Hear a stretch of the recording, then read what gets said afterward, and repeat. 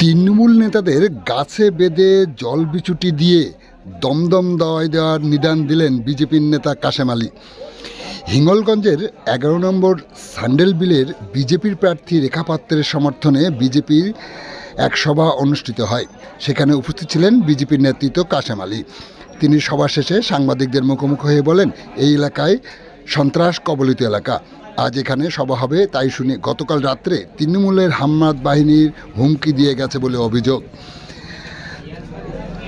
পঞ্চায়েতে এরা ভোট লুট করেছিল, তাই এবার তৃণমূল নেতারা যদি ভোট লুট করতে আসে তাহলে মহিলারা একজোট হয়ে তৃণমূল নেতাদের গাছে বেঁধে জল বিচুটি লাগিয়ে দেবে এবং সাথে থাকবে দমদম দাওয়াই।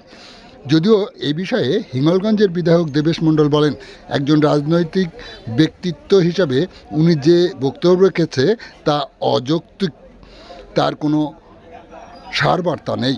অকারণে বাংলাকে অশান্ত করার যে পরিবেশ করার চেষ্টা করছে বিজেপি, তারই একটা নিদর্শন ওনার বক্তব্যে উনি রেখেছেন। কি বললেন বিজেপি নেতা কাশেম আলী, প্রতিক্রিয়া দিতে গিয়ে হিঙ্গলগঞ্জ বিধানসভা কেন্দ্রের বিধায়ক কি বলবেন আপনি? দেখুন, আমি কাশেম আলী মোল্লাকে চিনি না, বা উনি বিজেপি লিডার বলছেন, বিজেপি হয়তো ওকে চিনবে। তা আমাকে একটা সহজ কথা, আপনাকেও একটা প্রশ্ন করি, আমার চোখটা বেঁধে দিন, আর কিছু প্রাণী এখানে আনুন, তাদের ডাকতে বলুন। তাদের ডাক আমি চোখ বাঁধা থাকলেও বলে দিতে পারবো যে কোন প্রাণী ডাকছে। সুতরাং কাশেম আলীর ডাক আপনি শুনেছেন, এটা বুঝতে পারছেন ওই ডাকে ও কী বলতে চাইছে। আমরা বাংলাকে ওই জায়গায় নিয়ে যেতে দেবো না, আমরা বাংলাকে শান্তিতে রাখতে চাই।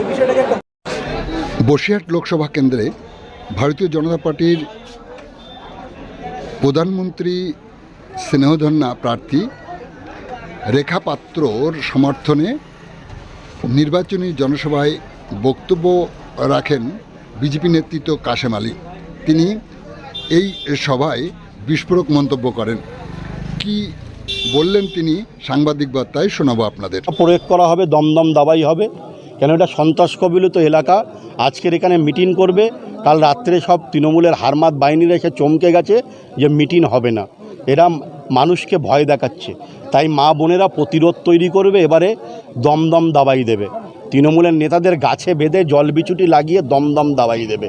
ভোট যদি রিগিং করতে আসে তৃণমূলের নেতারা, ভোট যদি রিগিং হয়, মানুষকে যদি ভোট না দিতে দেয়, দমদম দাবাই দেবে মা বোনেরা, এবং বিছুটি লাগাবে এবং তার সাথে সাথে গাছে বেঁধে রাখবে।